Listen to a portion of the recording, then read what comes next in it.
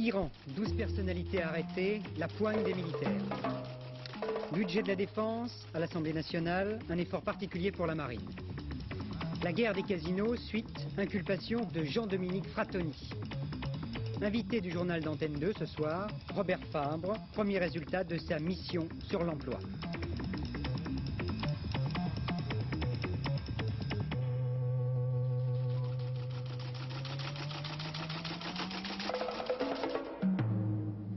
Messieurs, bonsoir. Ce soir encore, à la une de cette édition, l'Iran. L'Iran qui n'est plus à feu et à sang, mais qui bouillonne encore. Tout à l'heure, l'armée a encore ouvert le feu sur des manifestants dans Téhéran, 6 morts. Quelques heures auparavant, la même armée avait arrêté 12 hautes personnalités, parmi lesquelles plusieurs anciens ministres, et même l'ancien chef de la police politique, la SAVAK, qui n'a pas bien bonne réputation. Par ailleurs, une certaine agitation persiste en province, notamment à Hamadan, à 200 km de la capitale. 10 secondes. De brusques flambées de violence rapidement réprimées par l'armée ont troublé encore aujourd'hui l'ordre qui règne à Téhéran. On a relevé 6 morts. La rue a peur, on parle de 600 arrestations. Tous les journaux ont été saisis par la censure militaire, sauf le quotidien pro-gouvernemental. Ouvriers des imprimeries, journalistes ont cessé le travail pour protester contre la censure militaire ou de peur d'être arrêtés. La vie normale reprend difficilement, surtout dans les bureaux ou dans les banques saccagées pendant les émeutes. L'armée pousse les habitants à retourner au travail, mais les grèves freinent encore l'activité économique du pays. Les employés de la compagnie Iranair, par exemple, continuent leur mouvement.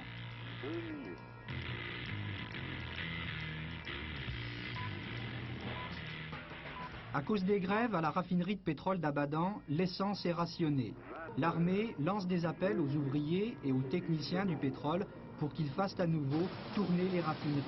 Et c'est bien là le pari du gouvernement militaire, gagner la confiance de la population pour qu'au moins l'économie du pays puisse fonctionner normalement. Et oui, car ce liquide, c'est précieux pour les Iraniens, l'est aussi pour les Occidentaux qui tirent une grande partie de leur consommation d'Iran précisément.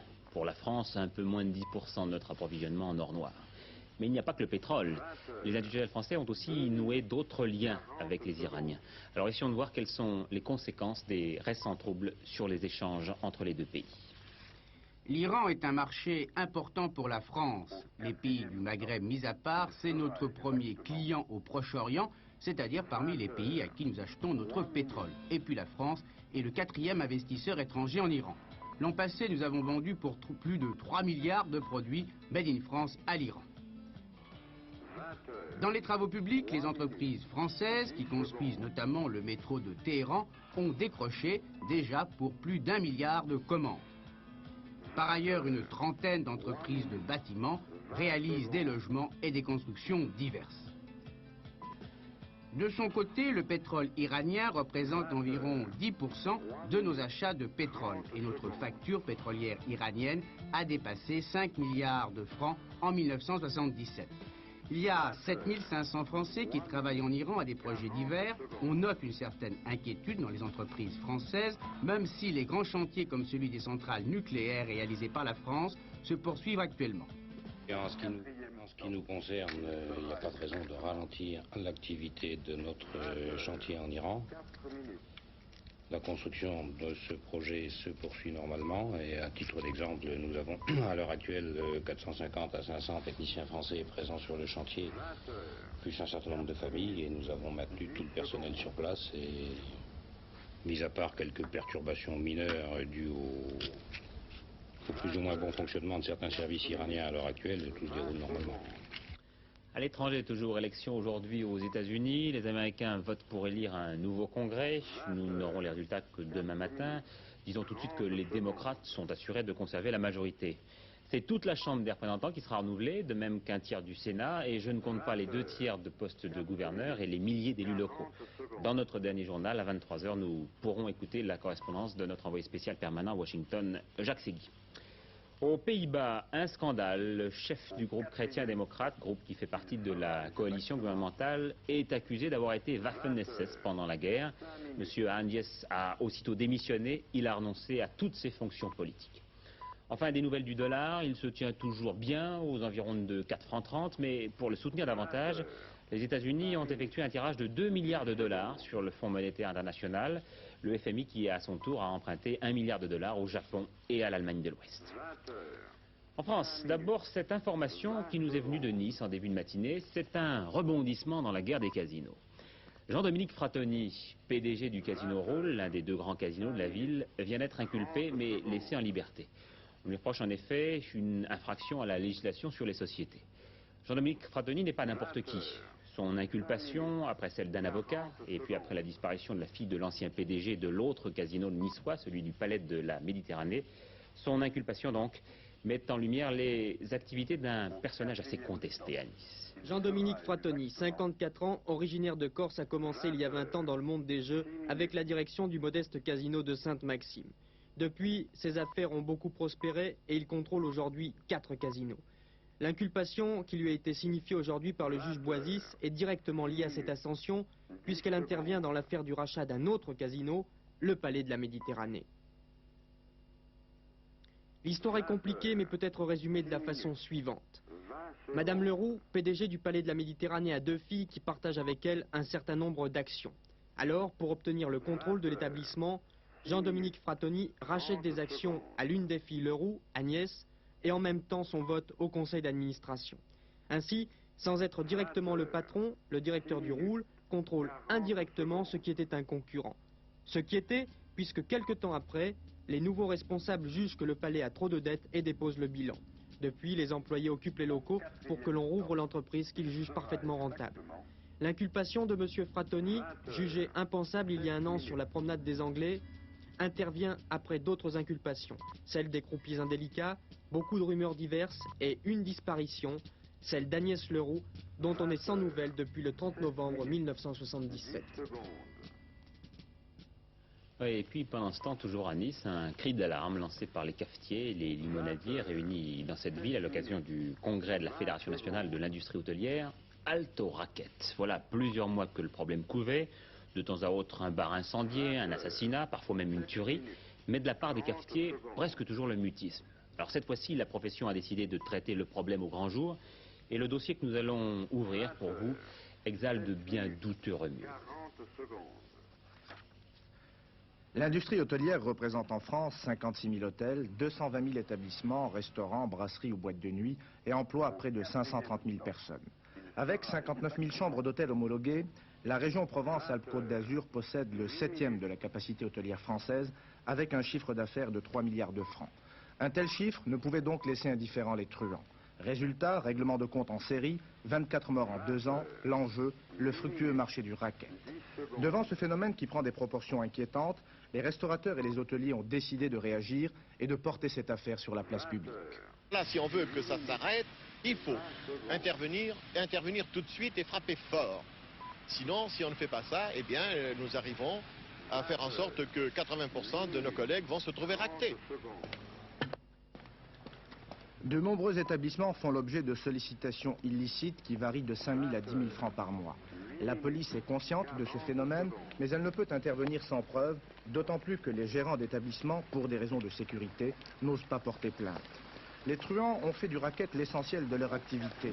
Leur méthode, conseiller à certains patrons de boîtes ou restaurants de céder leur négoce à des prix dérisoires. En cas de refus, ils tirent et sèment la terreur. Moi, ce qui s'est produit, ils ont changé un gros billet de 500 francs. Alors après, on rend la monnaie.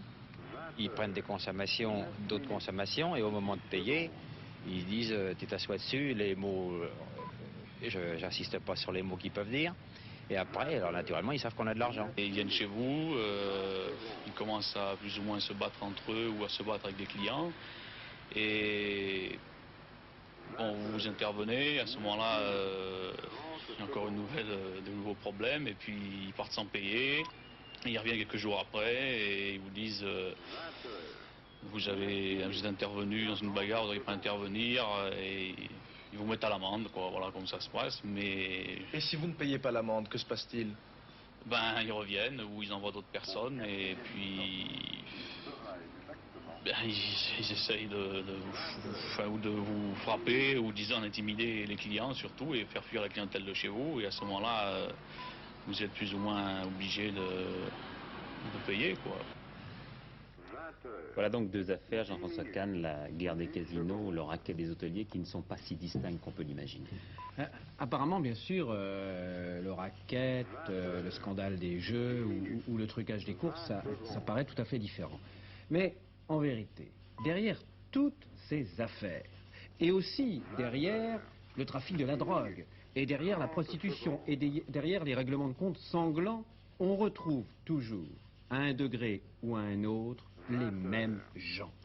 Et je veux parler de ceux dont on peut dire qu'ils sont aujourd'hui les chefs d'une véritable mafia française, car il y en a une.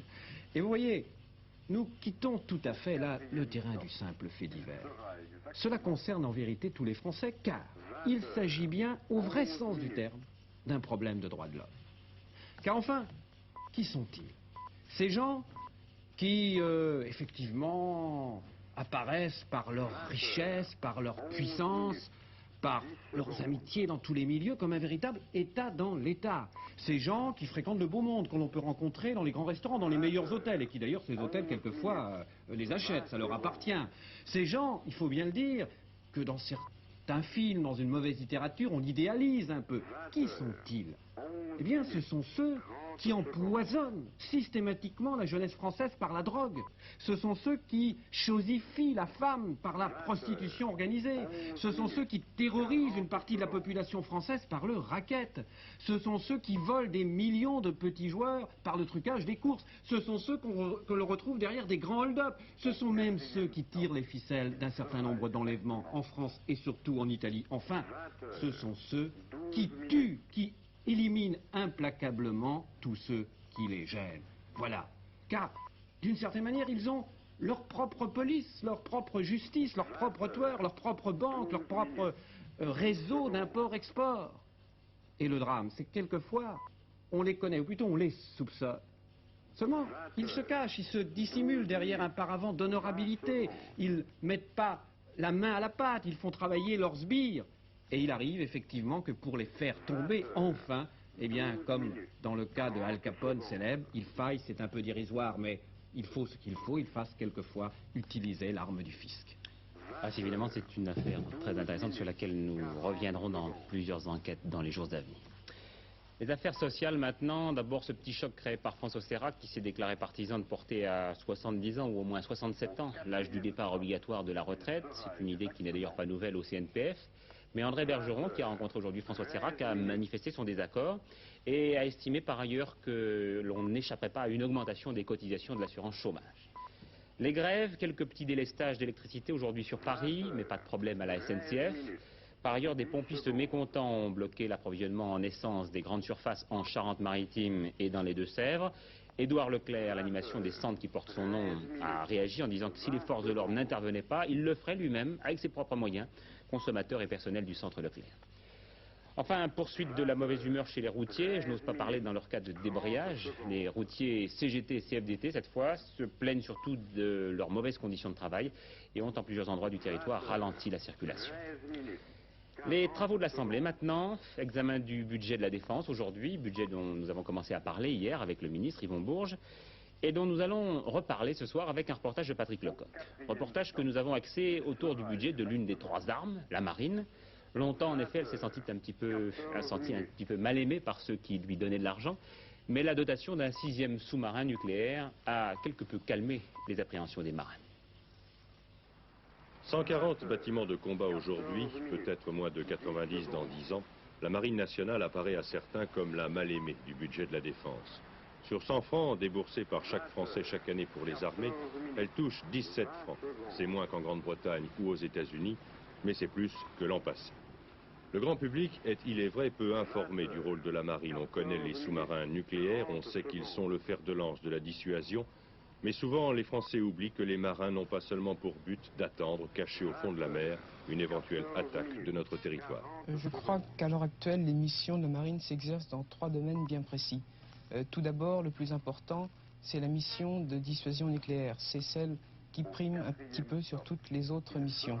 Vous savez qu'actuellement, on s'efforce d'avoir un ou plusieurs sous-marins nucléaires à la mer, et c'est pour ça qu'on a besoin d'une importante flotte de surface pour les aider lors de leur mission d'entrée ou de sortie. La seconde mission, c'est une mission de présence, non seulement près de nos côtes, mais aussi très loin. J'en prendrai pour exemple les missions de présence en océan Indien, puisque la France essaye d'être la première marine dans cet océan Indien, et je crois que là, c'est une force politique très importante.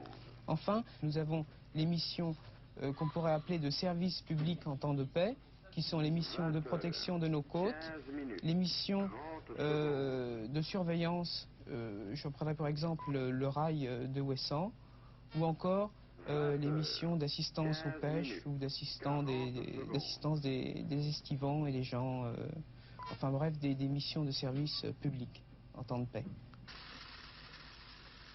Des missions de plus en plus importantes donc, alors même que la Marine nationale est à un tournant difficile sur le plan du matériel. Pour un bateau neuf, 2 ont aujourd'hui plus de 15 ans. La proportion est inversée par rapport aux marines américaines et anglaises. Un vieillissement qui est la rançon du choix fait il y a 15 ans. À l'époque, c'est l'option sous-marin nucléaire lanceur d'engins qui a été choisie au détriment de l'option flotte de surface. Faire les deux était budgétairement impossible. Il est vrai qu'aujourd'hui, ces sous-marins jouent effectivement leur rôle dissuasif. 5 sont ou vont entrer en service. Le 6e, l'Inflexible, sera terminé en 1985. Il coûtera plus de 2 milliards de francs. Mais alors même que ces sous-marins partent régulièrement prendre leur faction de sentinelles avancées, la flotte de surface, elle, s'use lentement. Nos escorteurs d'escadre devront progressivement être mis à la casse. Pour les remplacer, la marine a passé commande de frégates et de corvettes. 13 bâtiments de ce type sont en fabrication, mais le programme a déjà du retard. 17 minutes.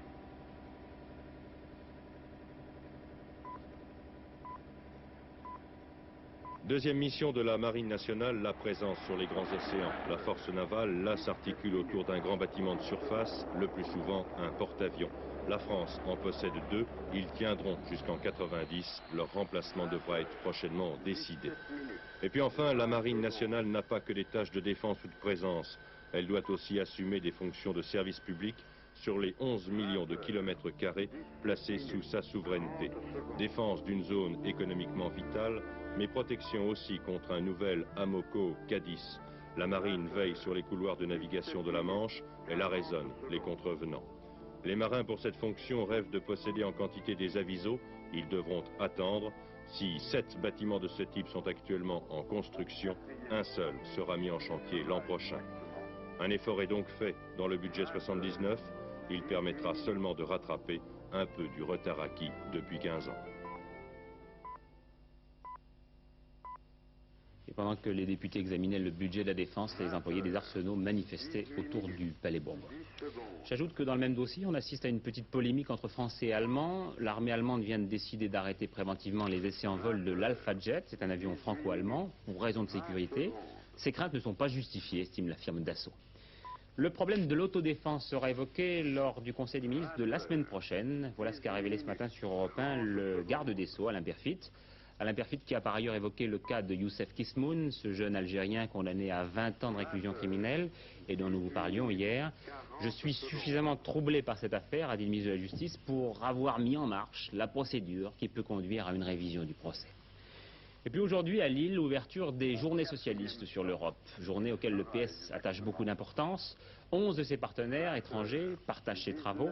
Parmi les vedettes, Willy Brandt, Mario Soares, Mélina Mercouri et bien entendu François Mitterrand, le tout sous la baguette du metteur en scène de ces journées, Jacques Lang. Cette réunion a 2 objectifs bien précis. Le premier, selon le mot de Pierre Mauroy, c'est de donner une âme à l'Europe.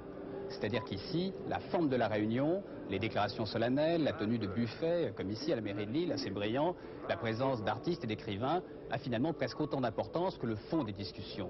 Le contenu politique de la réunion sera sans doute assez faible. En juin dernier, à Bruxelles, les dirigeants socialistes européens s'étaient déjà rencontrés. Là, ils avaient analysé ce qui les rassemblait, une même vision globale de la société, et aussi ce qui les différenciait, une attitude différente vis-à-vis des partis communistes. Et ils ne reviendront pas là-dessus, ici, à Lille. Deuxième objectif, c'est d'envisager l'Europe en termes concrets. Il y a peu de stratèges politiques ici. En revanche, il y a des maires, des élus locaux, des responsables venus de 12 pays différents. Toute l'après-midi, ils ont confronté leurs expériences dans la grande salle de l'Opéra de Lille. Des idées ont été lancées, comme celle d'une concertation permanente entre élus socialistes européens. La soirée sera consacrée à la musique, avec Brahms, Mahler et Wagner, et demain l'ouverture solennelle de la campagne pour les élections européennes. Manifestement, on a le sentiment que les socialistes européens ont voulu, pendant ces 2 jours, montrer, prouver peut-être, que du fait de leur nombre et de leur implantation, ils constituaient actuellement le premier groupe politique de la communauté. 66 représentants sur 198 députés, le socialisme se porte plutôt bien dans l'Europe communautaire. Mais le premier groupe parlementaire des 9 recouvre en fait des socialismes bien différents par leur sensibilité ou leur expérience. Largement minoritaire en Irlande du Sud, le Labour ne rassemble que 12% des suffrages. Benelux, Job den Uyl en Hollande n'est plus qu'un ex-premier ministre social-démocrate dans l'opposition depuis 1 an, en dépit de son poids électoral. Au Luxembourg, une scission a fait apparaître à côté des socialistes des sociaux-démocrates. Ils détiennent ensemble plus du tiers des sièges. Et puis la Belgique. Là, le PSB s'est assuré une représentation interne égale entre flamands et wallons. Les socialistes belges participent au gouvernement. Au Danemark, les sociaux-démocrates détiennent le pouvoir. Anker Jørgensen, Premier ministre, s'appuie sur 37% des électeurs. Et puis, il y a les grands de l'Europe. L'Allemagne et sa puissante social-démocratie plus que centenaire, le parti de Brandt et de Schmitt, c'est à lui seul plus de 42% de l'électorat allemand, déjà 15 députés au Parlement européen. La Grande-Bretagne, les travaillistes au pouvoir avec James Callaghan, le Labour Party qui a 18 représentants à l'Assemblée de Strasbourg, réunit 48% des sièges au Parlement anglais. L'Italie, c'est l'exception. Moins de 10% des voix pour le PSI de Bettino Craxi. Le paradoxe veut pourtant qu'un socialiste occupe depuis peu la présidence de la République en la personne de Sandro Pertini. Enfin, la France, où les socialistes sont les seuls en Europe à faire un choix d'union de la gauche avec les communistes. Voilà pour le socialisme à 9, mais il faudra aussi compter un jour avec l'apport méditerranéen. Le Portugal, Mario Soares, c'est 35% de suffrages socialistes. L'Espagne, Felipe González, c'est 33% d'électeurs. Enfin, la Grèce, qui en compte plus de 25%. Mais d'ores et déjà, on sait que sur les 170 millions d'électeurs européens, un bon tiers vote socialiste. Ce qui veut dire entre 130 et 150 députés socialistes sur les 410 sièges à pourvoir.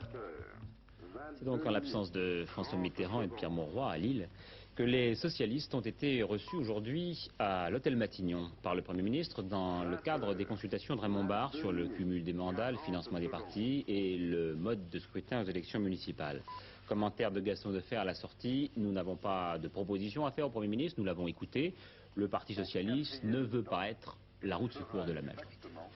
Avec nous maintenant sur ce plateau, Robert Fabre. Je ne vais pas vous demander si vous vous sentez visé par ces déclarations, parce que nous vous avons invité pour que vous nous parliez des premières conclusions que vous tirez à la suite des travaux que vous avez engagés à la demande du chef de l'État. 6 semaines déjà, sur les 6 mois que vous a donné le président de la République, est-ce que vous avez eu le temps de trouver les remèdes miracles pour l'emploi? D'abord, je veux vous dire que personne n'a envie d'être la roue de secours de personne, mais que tout parlementaire, tout homme politique a le devoir de faire des propositions, alors vous sans être roue de secours. Alors ces propositions, c'est bien dans ce sens que je travaille. Alors ces propositions, ce sont au bout de 3 semaines des propositions tout à fait partielles et fractionnées.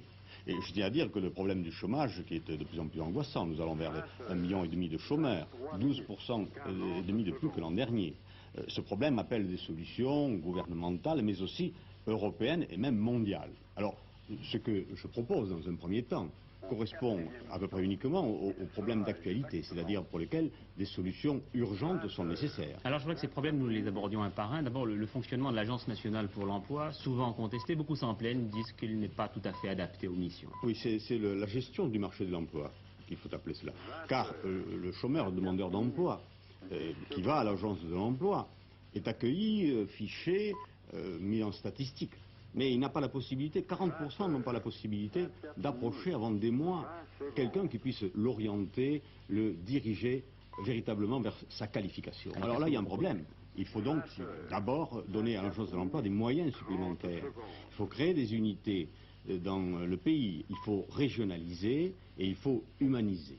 Et je crois qu'il y a beaucoup à faire dans ce domaine. Alors maintenant, l'indemnisation du chômage est-elle suffisante? L'indemnisation du chômage... Elle est contestée, elle aussi. Est contestée parce que c'est très inégalitaire. Certains touchent l'aide minimale l'aide publique, c'est-à-dire 16 francs 50 par jour, et même parfois moins au fil des années. Mais on connaît quand même des chômeurs à 1 million 80 000 centimes. Eh bien oui, parce que ceux-là touchent 90% d'un plafond qui certainement devrait être révisé. Le plafond est de 16 000 francs pour l'instant. Oui, alors il faudrait faire deux choses. Augmenter l'aide publique minimale. Pas possible de vivre avec 12 francs par jour. Et puis, il faudrait que, dans un esprit de solidarité, il y ait abaissement du plafond à 8 000 francs, par exemple, par mois, de manière à ce que chacun puisse avoir une part de la répartition de cette indemnisation. Troisième dossier concret, les charges sociales. Les entreprises se plaignent qu'elles sont souvent trop lourdes. Oui, c'est un énorme problème. Un énorme problème parce que c'est très coûteux, les charges sociales. Un point de charge sociale correspond à 5,5 milliards. Donc, lorsqu'il faut aller vers l'allègement de ces charges sociales, il faut mettre en face le coût de l'opération. Mais je crois qu'on peut commencer par un certain nombre d'expériences dans certains domaines. L'industrie de main-d'œuvre doit être allégée, car l'erreur est de faire porter la charge sociale uniquement sur le salaire. Alors, ma première proposition, et il y en aura d'autres, sera d'accroître le seuil au niveau de l'artisanat du nombre de ceux qui donnent des avantages sociaux et fiscaux, du nombre de 10 actuellement au nombre de 15. 10 employés jusqu'alors. Et cela permettra, je crois, un nombre de création d'emplois très important. Dernier problème, Robert Favre, celui des retraites et du cumul, c'est pas le moindre. Oui. Beaucoup se plaignent également d'exemples assez choquants. Oui, je sais aussi qu'il y a le problème de ceux qui, libérés à 35 ans, par exemple, de l'armée, doivent avoir une autre activité. Celui-là, il faut le mettre à part, ce problème-là. Je ne voudrais parler que de ceux qui arrivent à l'âge de la retraite. J'entendais tout à l'heure M. Sirach dire qu'il faut reculer encore l'âge de la retraite. Moi, je dis qu'il y a le droit à l'activité sans limite d'âge. Et puis, il y a le droit au repos. Alors, pour ceux qui voudraient choisir la solution du repos, eh bien, il faut abaisser à la carte l'âge de la retraite à 60 ans. Mais alors, à ce moment-là, pas de cumul. Attendez, d'abord avec les avantages donnés à 65 ans, c'est-à-dire avec une retraite pleine, permettant de vivre. Et à ce moment-là, en corrélation, supprimer les cumuls, car il y a dans ce domaine, vous l'avez dit, un certain nombre d'abus qu'il faut réprimer. Je remercie Robert Favre d'avoir réservé pour Antenne 2 donc les premières conclusions de votre mission.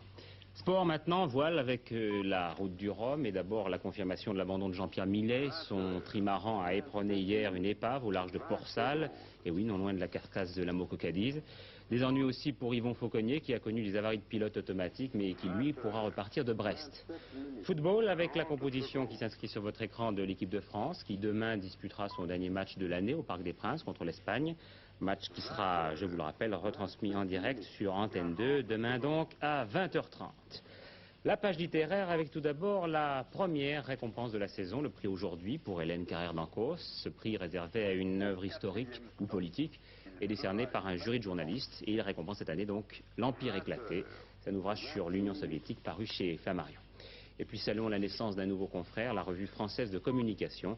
Chacun des articles publiés par cette parution trimestrielle présente la particularité d'être suivi d'un résumé en anglais.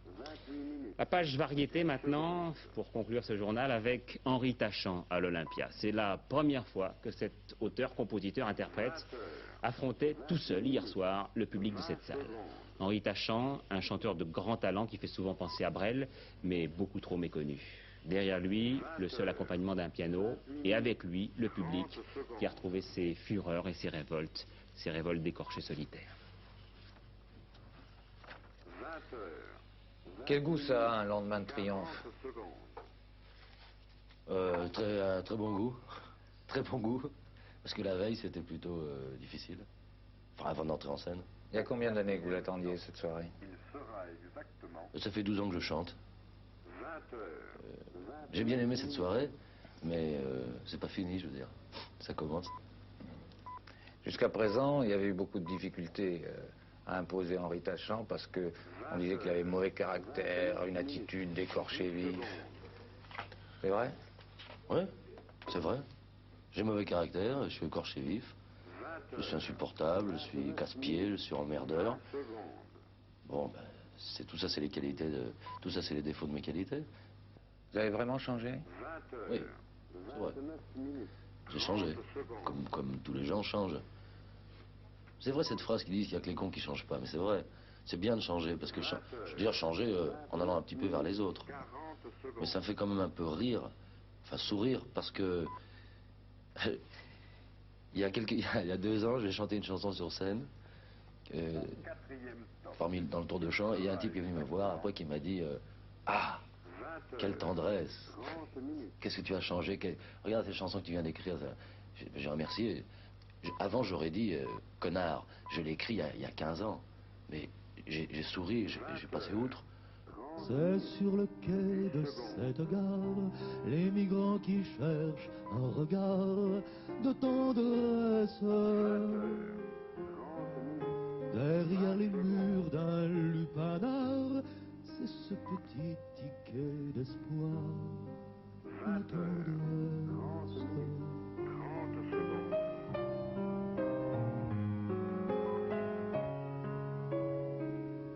C'est bien moins haut que votre paradis, c'est tout au fond du ventre enfoui, la tendresse. Ça s'apprivoise comme un renard, heure après heure, 20 ans plus tard, la tendresse. C'est ce qu'on avait en naissant, lorsque l'on était innocent, la tendresse. C'est tout ce qui nous reste encore pour faire un pied de nez à la mort. La tendresse.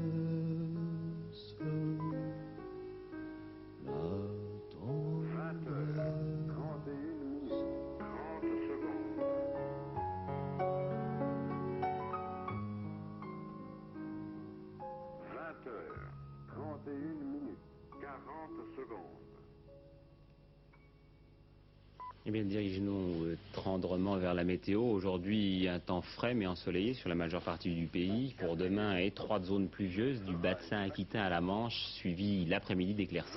Sur le reste du pays, après une matinée fraîche, le temps sera souvent ensoleillé. Voilà, dernier rendez-vous avec l'actualité ce soir, le journal de Gérard Rolls vers 23h30. Point final de la présente édition. Je vous remercie de votre attention et je vous souhaite une excellente soirée. À demain.